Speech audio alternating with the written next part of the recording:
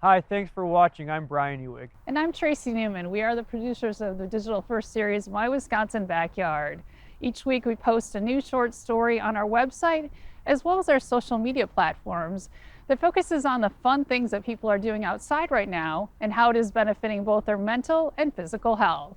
That's right, and we put together some of our favorite segments in a special show, and we hope that you enjoy them as much as we enjoyed producing them.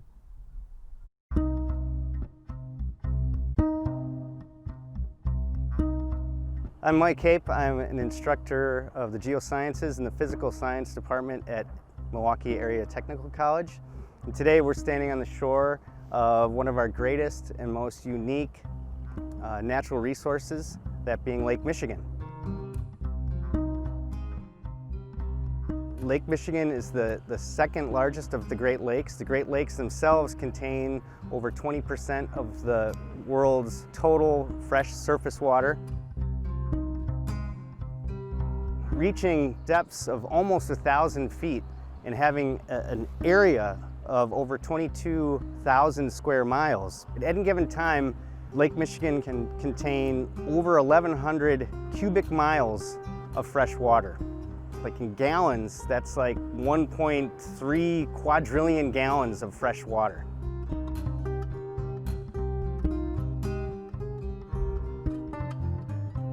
The lake hasn't always been here since the beginning of geologic time. In fact, it's really actually pretty young, geologically speaking.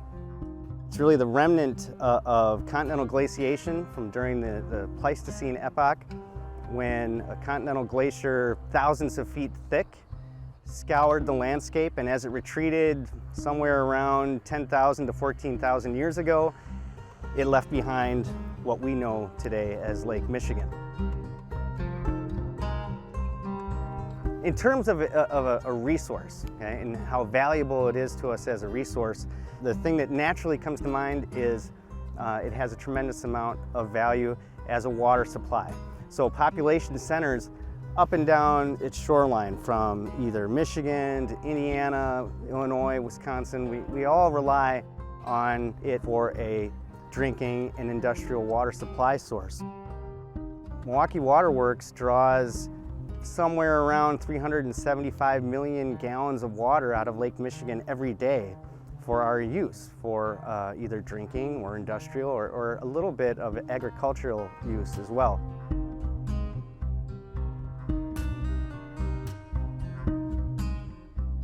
The World Health Organization estimates that about 1 billion of the 7.7 on Earth don't have adequate access to safe drinking water, and we have this right in our backyard.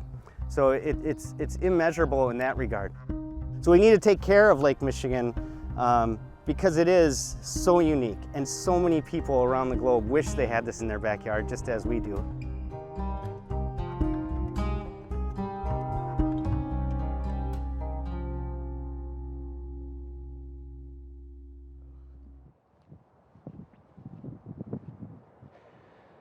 Hi, I'm Kavon Cortez Jones, KJ. I am to perform my Lake Michigan narration on our beautiful inland sea.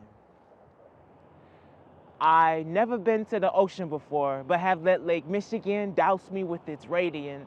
I've dipped my feet in its glacial wine, whether with a beauteous muse or by myself. Sometimes I love to be alone, trapped in an echo chamber of ambient soothsayers, curled up into a fortune cookie on the lukewarm sand with the curtains closed. Eyes are windows to the soul. I become beautifully imprisoned in myself upon a cathartic altitude we couldn't achieve. A younger me takes flight on the white Pegasus and soars throughout my soul's Apollonian Alps, peers over every precipice, drinks out every crystal waterfall, rests under every weeping willow as I idly stare at the ocean. No wake the lake, but everyone knows this body of blue is an ocean to us Milwaukeeans. Everyone knows this body of blue is Cream City's life. How would we brew our beer without it? How sad would our summers be if we were to bike, walk, beach cruise across Lake Drive and not see it? What would New Year's polar bear plunge be without it? We would plunge into a mucky chasm of sewage, orange barricades, and empty PBR cans. Flashes of toxic phosphates will temporarily blind us. We will go home sad and drink the year away. But how can we even inebriate our sadness without its existence? Milwaukee without Lake Michigan is a rose without rain, a collectivo with no coffee, a Packer game with no celebratory Lambo leap, a Brewer game with no bratwurst. If you go to the top of Reservoir Park, you will see Lake Michigan's horizon is a ribbon of indigo tying the city together. Grab your paramour by the hand and inhale the city's felicity. Sit on the dewy grass and let the changing seasons sing for you. The world is going to end one day when Cream City goes silent, when the downtown buildings start to implode one by one, when city buses and cars are buried under concrete, ash, and rubble, when the street lights flash yellow, when the city washes away. We will have to run for our lives into the inland sea with only the clothes on our backs, with only peace, love, and cheese clogged in our hearts. Remember, Lake Michigan lets Milwaukee know how beautiful she is. Every morning, the electric phoenix spreads its wings. Take care of your water.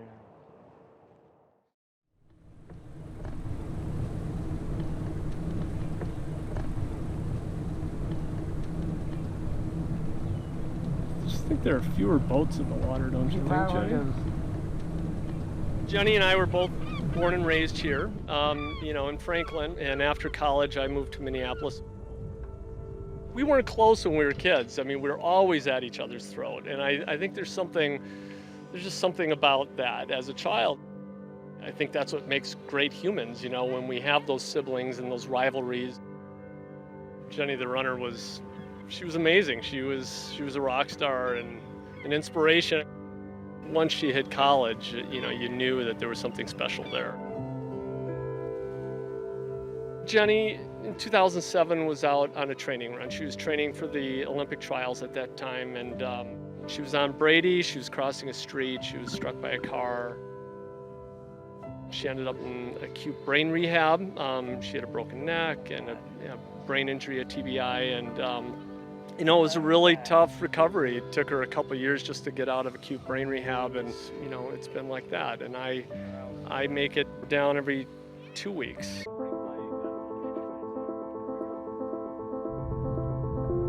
I like to bike almost everywhere. I like to be outside.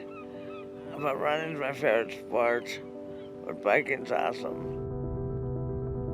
We get out biking quite a bit, and in the summer it's great because it's warm, and Jenny loves the heat. We got this great bike that has a wheelchair front end and a bicycle back end, and we can get out and we can lock the bike up and then push the wheelchair around. Peter Crane is a great guy. Peter and I can get on all these bike trails in Wisconsin, and it's so great. I love to be with our whole family together with Peter, my little brother Scott, and me, and my mom and dad, and we're all together. It's great. It's all about getting outside. I mean, in the winter, we're all cooped up, so this is nice to be able to get out and spend some time with people. And Jenny loves saying hi to people and waving to them on the bike trails. For anybody to go through what she's gone through and to come out on this end of it, and her mental attitude and just day to day has been great, and it's a challenge. Everything's a challenge with her, but getting out makes us feel a little more normal. I guess I don't view this as something special. I just view this as something that everybody would do for their sibling, if they were in the same position I'm in.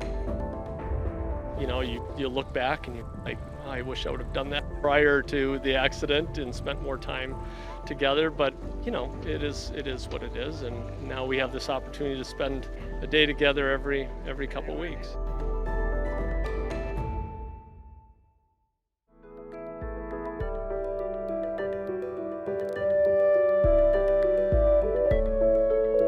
To see more of our short stories as well as some easy outdoor recipes, please visit our website or check out our other social media platforms.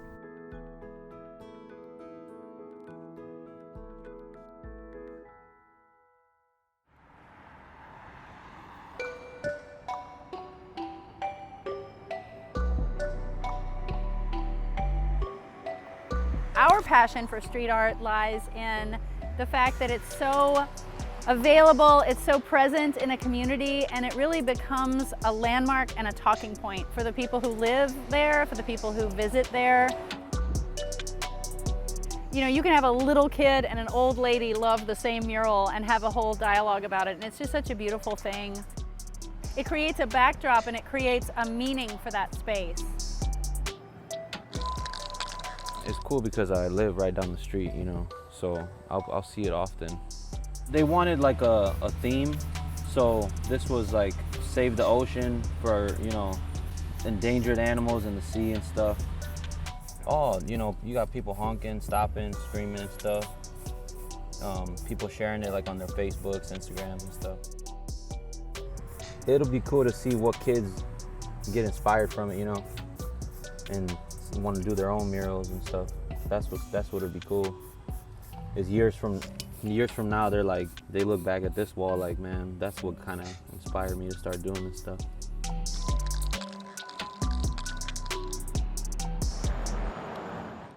As far as the mural scene, Milwaukee's fairly young. I think we've had a history of some murals, but I think now, especially this year, where people want to, express themselves, but the world needs to hear what people need to say.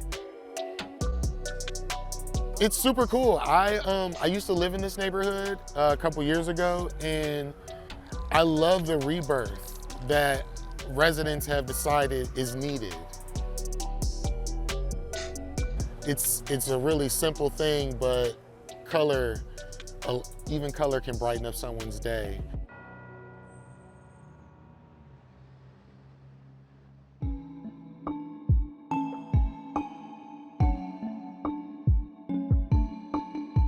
They're actually a very easy animal to take care of. The alpacas do very, very well in Wisconsin, actually during the winters. Since they're natives of the Andes Mountains, they're used to being in colder climates. This time of year, they grow quite a bit of fiber that keeps them warm.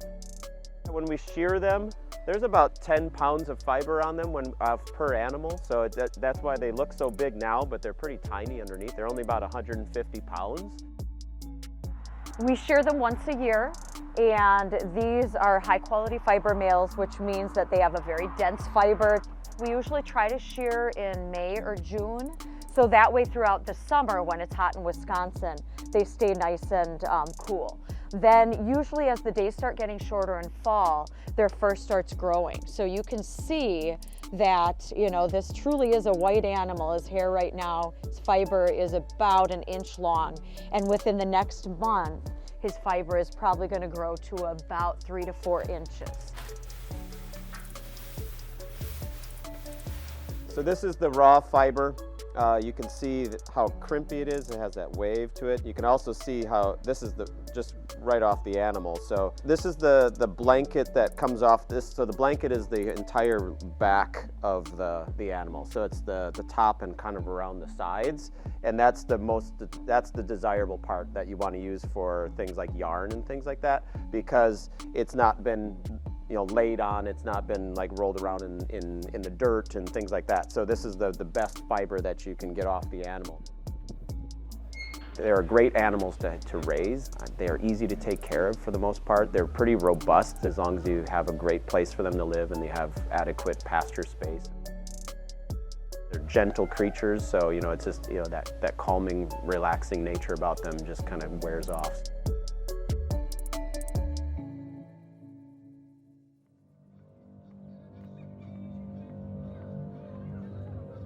My name is Leah Holmes. I am an instructor at MATC, and I'm also a nurse practitioner.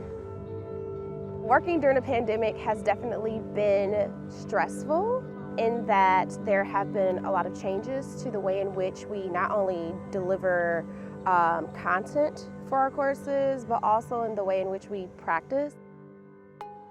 One of the things I started doing even prior to the pandemic was run. Live very close to the lake, and so I can just walk outside to my backyard and enjoy some free space to move around. And so I registered for a half marathon, which unfortunately was canceled. So with virtual running, what they recommend is that, of course, you continue to do your training runs as you normally would. And majority of us use some sort of like tracking app that will let us know what our distance and our pace is. So it's really just turning in your information, your picture of you running, your pace and your time online. There are a ton of groups that are in cities where you can join run groups. Some of those run groups have done some things virtually where you are posting your runs online within some sort of group format. So definitely find others who can either participate with you or be your cheerleader. I truly miss the opportunity to run with others, because as you're running with others, you're motivated, everyone's cheering it on, and so everyone's just having a really good time. I miss that camaraderie from the other runners. So not only do I share with my students, but I also share with my patients the importance of getting out of the house. Getting out of those four walls and getting some of the natural sunlight, natural elements that are available will definitely help to boost your morale, in addition to hopefully release some of the stress that you may be feeling from being cooped up inside.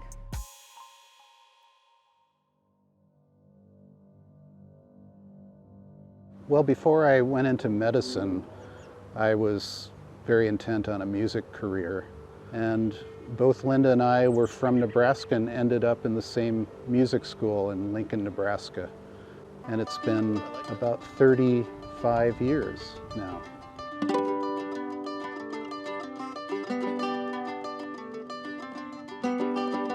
Linda and I play all sorts of music, but what we especially love playing is a style of Brazilian music called choro. Choro, sometimes called chorinho, is a style of music that was invented in Brazil in the late 19th century. And it's a blend of jazz, folk, and some classical elements from European music. So it's a very complex musical style. The tempos are usually quite fast and technically challenging to play. The pandemic created an opportunity for both of us. It's given me something to really focus on. Without any gigs, without any performances going on, I wasn't sort of performance oriented. I was able to just look at how I play and then make some changes. Music is something that everybody can do if they put their minds to it. It's not a talent-related thing. It helps to start when you're younger, but anybody at any age can pick up an instrument and start. It's a perfect way to spend my free time. It challenges my brain, it challenges my fingers and my sense of rhythm, and gets my whole body moving in a sense.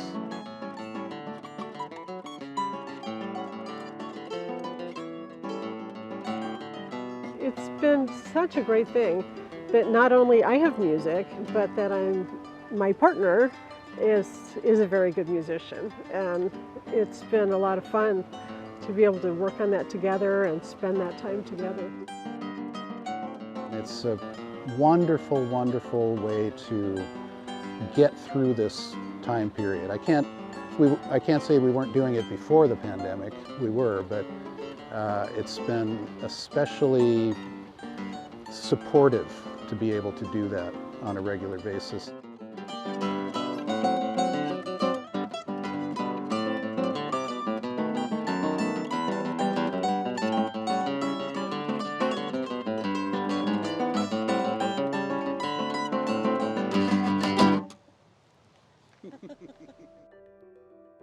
To see more of our short stories, as well as some easy outdoor recipes, please visit our website or check out our other social media platforms.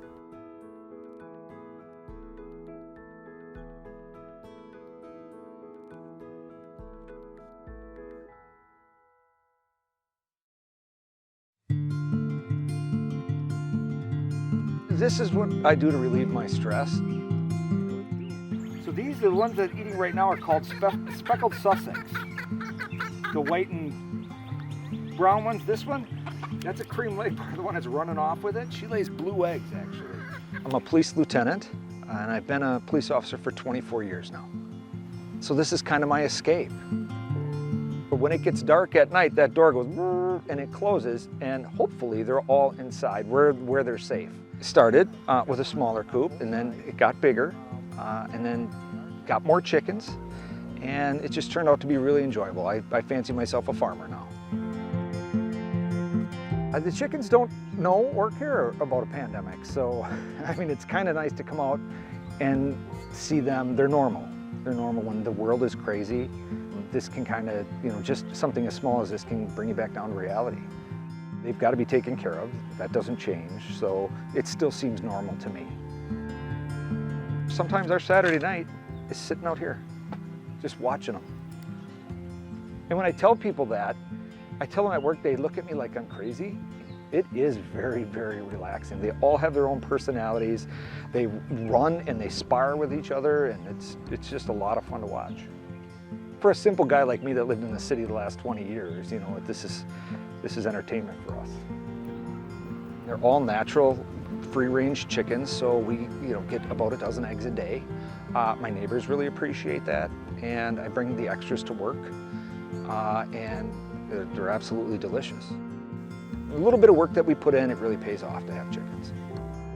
In 13 months, when I can retire, our dream is to have a little hobby farm and maybe get some goats and a pig, and then more chickens, because I like breeding them, and the eggs are great too.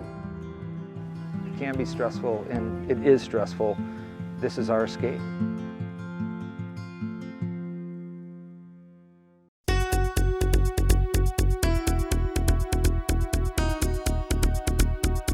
Right now we're on the 28th floor.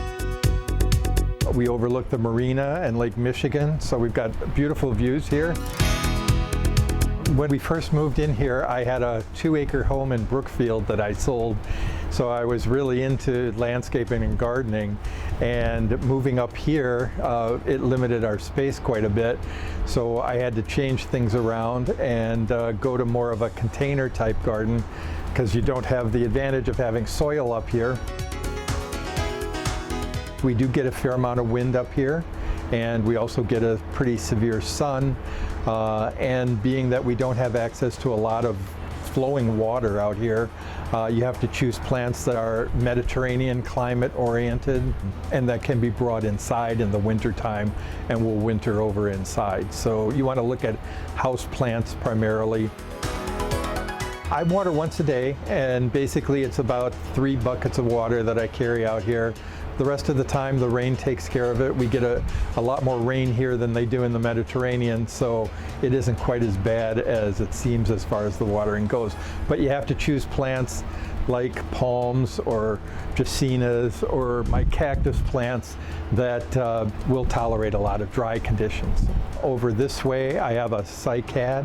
That's one of the oldest plants on Earth. Those were around at the time of the dinosaurs. They require very little water. In fact, that could probably survive on the amount of rain that we get in Wisconsin this time of year in the summer.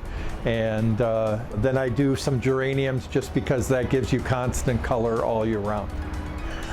This is a small date palm. This will get a maximum of about 8 to 10 feet tall, which will fit inside in the wintertime. If anything gets taller than 9 feet, 10 feet, I'm in trouble. So then it's got to go. We can come home and relax and have a place to go, and it's like our own private little park up here. Especially this year with COVID, we can come out, sit in the sun, enjoy the plants, but it's also private and we can remove ourselves from crowded situations. I think anybody can have a garden. It's really relatively inexpensive. It's very therapeutic. Working with plants to me is very calming and I enjoy it. You get your plants going, and then it's really pretty much low maintenance. It's just a matter of watering, feeding every once in a while, and that's it.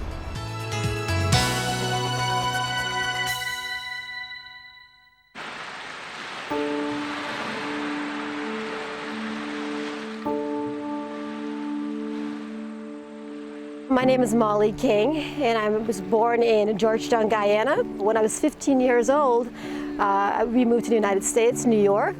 After college, I moved to Wisconsin, where I planned to spend 1 year here in Milwaukee and ended up making it my home. Guyana is known for the land of many lakes and rivers. So when I moved to Wisconsin, and this huge, beautiful treasure we have here called Lake Michigan is right here, it just brought me back to my childhood where I could enjoy water at any time. I'm very fortunate to be here, but I do miss my life back home. This pandemic has made it very challenging, very tough to cope being away from our families. So hiking has been my escape, while it serves as an exercise also, and it creates social distancing. So it's a really great stress reliever for me. When we started hiking for the first time, it was challenging. I have to say, I was sweating and my heart was racing. Any little steep or a couple stairs, it was very challenging. But as we do it more frequently, my stamina has developed more and I'm enjoying it more. It just become about enjoying nature and becoming one with nature. So I think hiking, if I have to advise anyone, get out of the house, enjoy the environment, enjoy the parks. I think people leave Wisconsin and go across the country to see these beautiful landscape while we have it right here in our backyard. We're always looking for new parks and new areas to discover and explore. And so we'll continue to do this for the rest of the year, even after the pandemic is over. We intend to continue doing this.